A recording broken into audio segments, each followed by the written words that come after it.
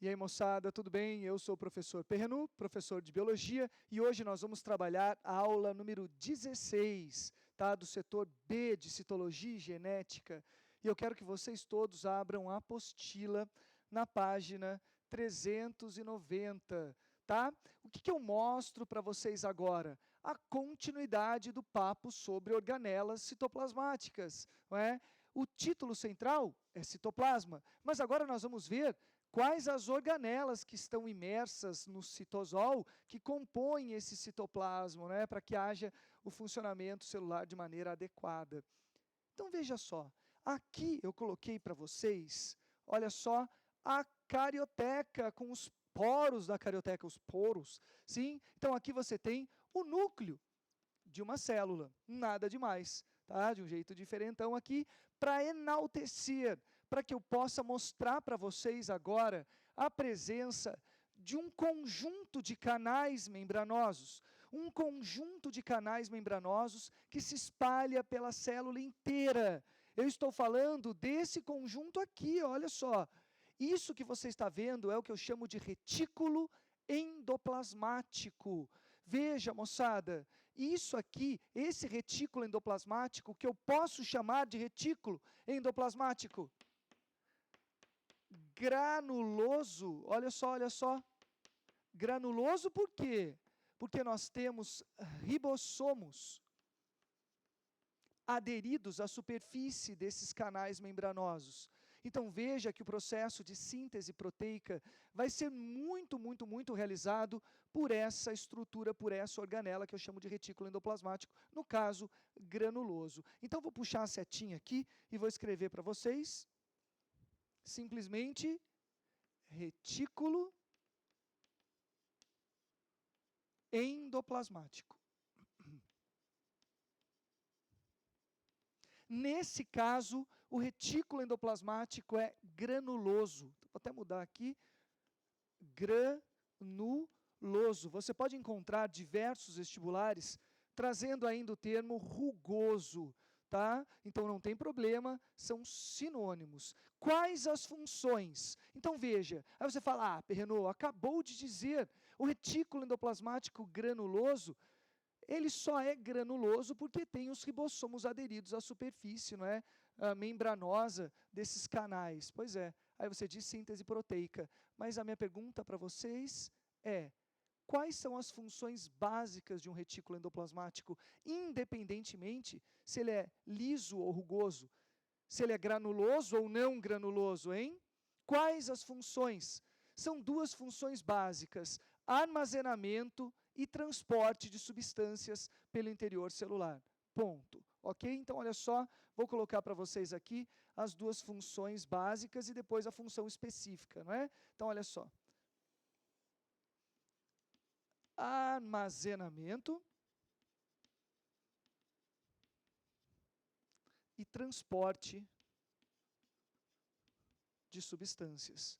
Agora, como esse é um retículo granuloso, eu vou colocar aqui, além de armazenamento e transporte, eu insiro a síntese proteica.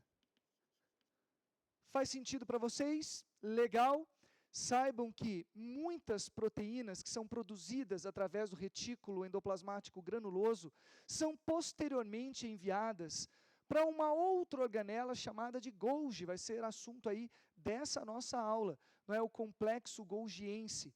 E lá você vai ter o empacotamento e a liberação dessas proteínas para o meio extracelular. Então, muitas das proteínas produzidas pelo retículo endoplasmático granuloso são exportadas para o meio extracelular. E isso você tem que saber. Tá bom? Além do retículo endoplasmático granuloso, eu tenho aqui o retículo endoplasmático não granuloso, também conhecido como retículo endoplasmático liso. Tá? Então, olha só, vou colocar aqui retículo endoplasmático, vamos lá, não granuloso. E eu quero que você faça a mesma coisa que nós fizemos para o retículo granuloso. Eu preciso saber quais as funções do retículo endoplasmático não granuloso. Aí você me diz, antes de falar das funções específicas do não granuloso, quais são as funções básicas do retículo endoplasmático? Armazenamento e transporte de substâncias. Então vamos lá, vou colocar para vocês aqui, armazenamento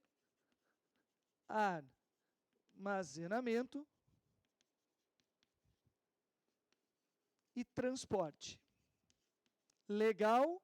Transporte de substâncias, de moléculas por toda a célula. Eu falo que são como vias expressas de comunicação, highways, que vão levar essas moléculas para a célula toda. Tá? Legal. Aí você diz, mas veja, será que tem função específica para retículo liso, para retículo não granuloso? E a resposta é sim. A primeira função específica é a síntese de lipídios. Mas vocês sabem que lipídios, sim, é uma categoria de moléculas super vasta, não é?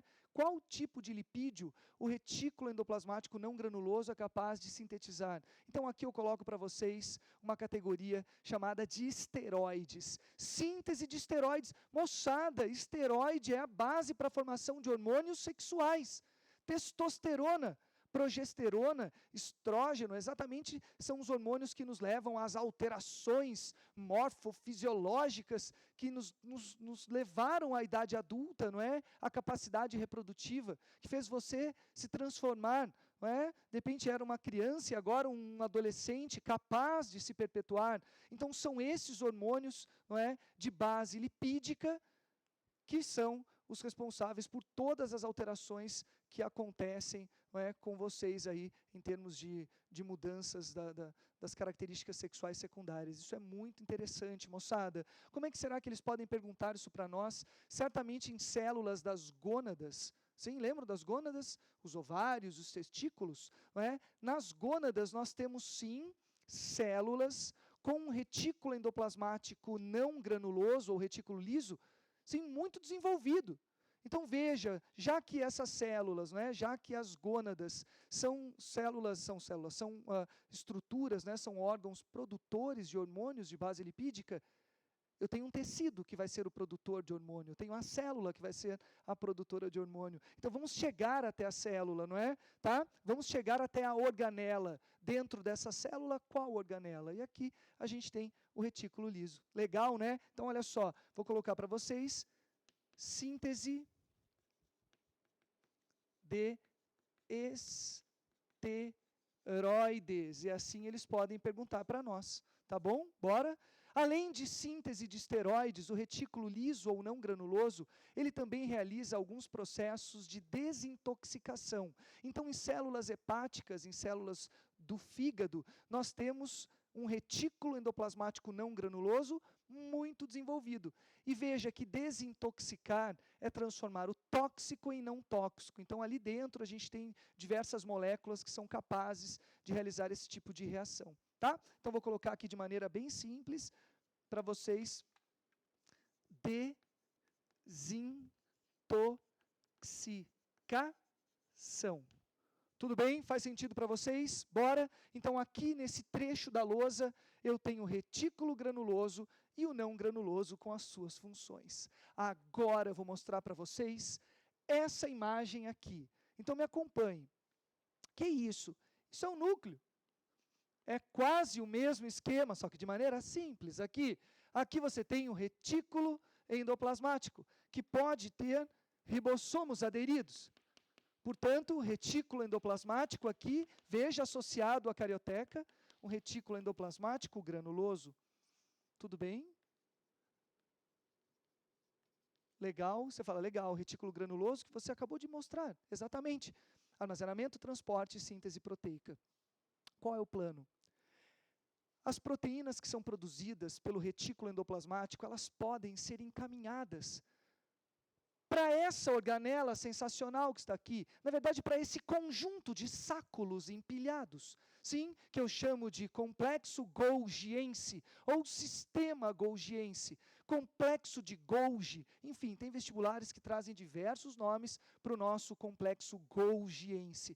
Por que um complexo? Porque é um conjunto, moçada, um conjunto de sáculos, tudo bem? De sáculos. Alguns chamam de cisternas, não é? Tá? São sáculos empilhados, capazes de armazenar empacotar e liberar substâncias, por exemplo, proteicas produzidas pelo retículo granuloso. E juro, os vestibulares cobram muito a associação existente entre o retículo granuloso e o Golgi. Golgi, meio extracelular. Eles cobram muito. Nós vamos fazer um exercício nesta aula que fala exatamente sobre essa ligação, sobre esse link, sobre essa associação entre o retículo e o Golgi. Então vamos lá, vamos colocar alguns detalhes aqui para vocês. Essa eu chamo de face cis, por onde chegam as proteínas, e a face trans, onde nós temos a liberação dessas vesículas, que eu chamo de vesículas de secreção. Então aqui eu tenho o que eu chamo de vesícula de secreção. Olha só. Vesícula de secreção. Veja, moçada, qual a ideia? Dentro dessa vesícula de secreção, que está um monte de proteínas. Que isso? Proteína. A proteína foi sintetizada pelo Golgi? Não, foi sintetizada pelo retículo granuloso. Chegou até o Golgi armazenou, empacotou, olha, empacotou, e liberou, nesse meu exemplo, para o meio extracelular. Que tal? Através de um processo chamado de exocitose. Exo, fora, citose da célula, um processo de eliminação ou liberação de uma substância para fora da célula. Então veja, você tem aqui a face cis, a face trans, a chegada das proteínas, que veja, dá uma impressão estranha, de repente você pensar nessa seta, como chegou? Moçada, as organelas estão unidas. Tudo bem, aqui eu fiz de uma maneira um pouco mais separado, para dar uma sensação de organização para você, mas muitas vezes o Golgi, ele toca nesses caminhos membranosos do retículo. Então a comunicação é direta, pode até haver a formação de algumas vesículas do retículo para o Golgi, tá? Tudo bem, uma vesícula que permite esse tipo de transporte. Mas, enfim, o que interessa para nós é que você entenda que o Golgi é o nosso centro de distribuição. Armazena, empacota e libera. Esse processo eu chamo de secreção. Tá? Então, olha só, vou colocar aqui secreção. Armazenamento, empacotamento e liberação de substâncias. Então, vou colocar aqui armazenamento, empacotamento e liberação. Faz sentido isso para vocês? Isso é muito importante para nós, tá? Aí você fala, legal, mas o Golgi, pelo jeito, será que ele faz algo a mais, porque ele só armazena e empacota? Não é só, é muito, é um centro de distribuição. Mas para que você perceba a importância do Golgi, eu vou colocar para você aqui um exemplo. Aqui eu tenho parte do nosso tubo digestório, dá para ver aqui, tá? A porção inicial do nosso intestino delgado, que eu chamo de duodeno. E aqui uma glândula anexa ao nosso tubo digestório, que eu chamo de pâncreas. Então vamos à legenda, para que fique bem evidente para você que isso é um pâncreas.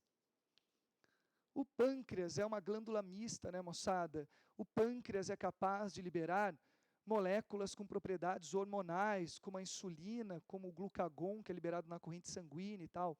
São hormônios que regulam a taxa glicêmica. Mas o pâncreas também, ele é capaz de sintetizar, armazenar e liberar o que eu chamo de suco pancreático. E dentro desse suco pancreático, eu tenho algumas enzimas. E essas enzimas são proteínas.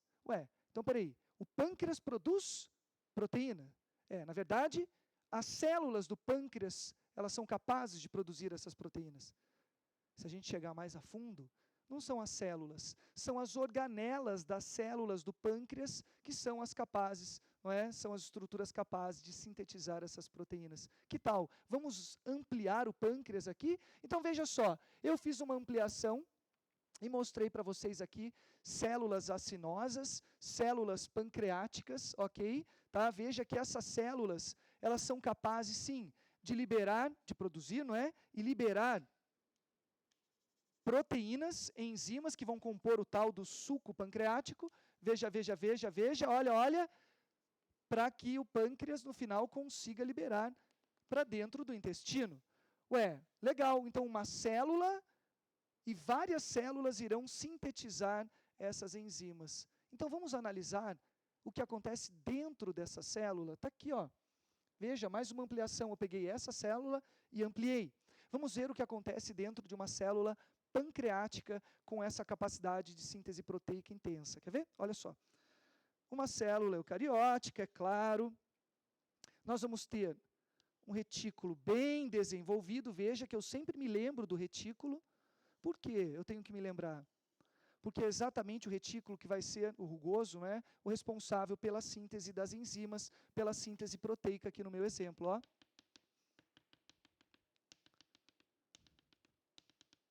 E aqui eu mostro para vocês, veja, ó, um sistema de sáculos empilhados. Veja, um sistema. Aqui eu fiz bem pertinho um do outro. Olha, moçada. Então aqui eu tenho a carioteca, eu tenho o retículo, eu tenho o Golgi. Então veja, as proteínas produzidas, elas vão chegar aqui pelo retículo, vão chegar até o Golgi. O que o Golgi vai fazer? Ele vai armazenar, empacotar e liberar através dessas vesículas, que eu chamo vesícula de secreção. Como essas vesículas são lipídicas, são membranosas, elas conseguem se associar à membrana citoplasmática para que haja a liberação das enzimas para o meio extracelular. Para o meio extracelular. Claro, aqui você tem um acúmulo nesses ductos, e a partir desse acúmulo, nós temos a liberação para o intestino. Então veja, nós saímos do órgão, chegamos até o tecido e finalmente até as células. E aí as organelas. Moçada, essas vesículas de secreção são muito importantes nesse momento, mas eu já quero que você saiba também que algumas vesículas, elas podem permanecer dentro da célula. Se essas vesículas permanecerem dentro das células, repletas de enzimas, e se essas enzimas forem enzimas digestivas, nós vamos ter uma organela super conhecida de vocês, chamada de lisossomo. Vai ser alvo da nossa próxima aula. Mas eu quero que você saiba que o Golgi, ele é capaz de originar algumas organelas, como o lisossomo, e algumas estruturas celulares super importantes para nós e para outros seres também. Tá? Então, aqui um exemplo pontual da atividade, não é? E da relação existente entre o retículo e o Golgi.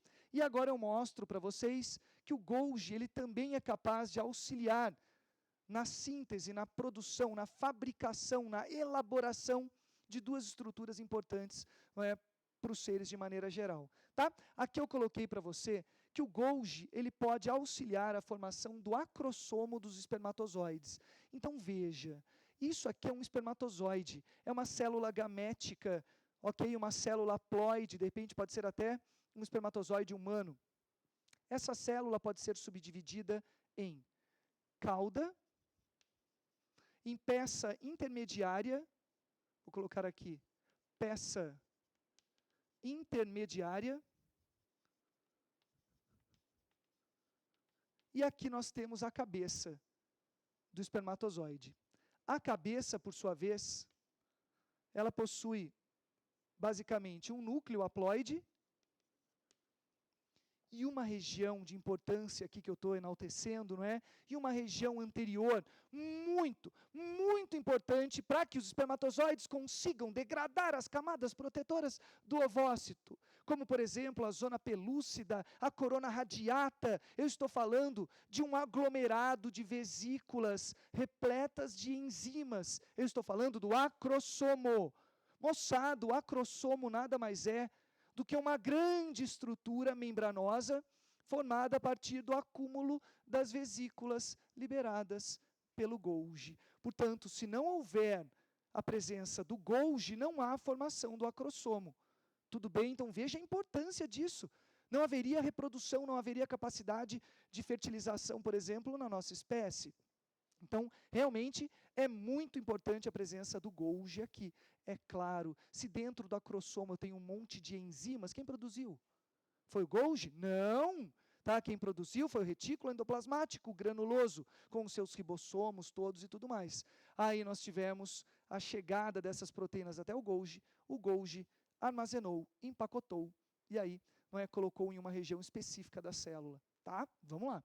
Além do acrossomo do espermatozoide, eu tenho também aqui a formação de lamela média de célula vegetal. Moçada, veja, uma coisa legal de se dizer é que o Golgi, ele é capaz de sintetizar polissacarídeos.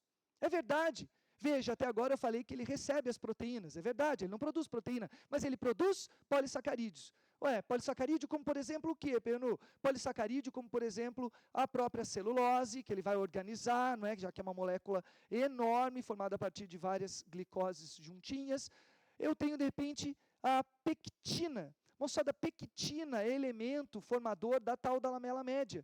Então, o Golgi produz, armazena, empacota, e aí você vai ter, por exemplo, o Golgi liberando vesículas que vão ficar aqui no meio, mais vesícula, mais vesícula, mais vesícula, mais. E quando você coloca uma vesícula membranosa junto de outra vesícula também membranosa, você não vai ter duas vesículas membranosas, vai ter uma grande vesícula. Você percebe como se você pingar duas gotas de óleo, ok? Tá, uma na outra vai ter uma gotona. Então a ideia é que a gente tenha realmente a formação de uma lamela média, que é precursora aqui da formação da parede de célula vegetal. Então, quem é que auxiliou esse processo, Peno? Quem auxiliou a formação da tal da lamela média? Foi o Golgi. Sem ele, não haveria uma formação adequada dessa estrutura. Então, veja, moçada, além da fertilização, nós temos um processo de divisão celular, a tal da citocinese, que é a parte final, por exemplo, da divisão aqui em célula vegetal, não é? Tá? E essa citocinese é de dentro para fora, diferente do que acontece com as células animais, que é de fora para dentro. Tá bom? Legal? Veja, então, eu quero que você anote aí. Pausa. Anote, o Golgi é capaz de sintetizar polissacarídeos. O Golgi é capaz de sintetizar polissacarídeos. Como, por exemplo, a pectina. Que tal? Esse é um exemplo clássico. Dificilmente cai, ok? Mas você tem que saber. Agora, sobre o acrossomo, cai muito, muito mais do que a formação da lamela média. Mas, obviamente, tanto um quanto o outro exemplo nós temos que saber. Legal, agora nós vamos resolver alguns exercícios. Que tal? Bora? Vamos lá?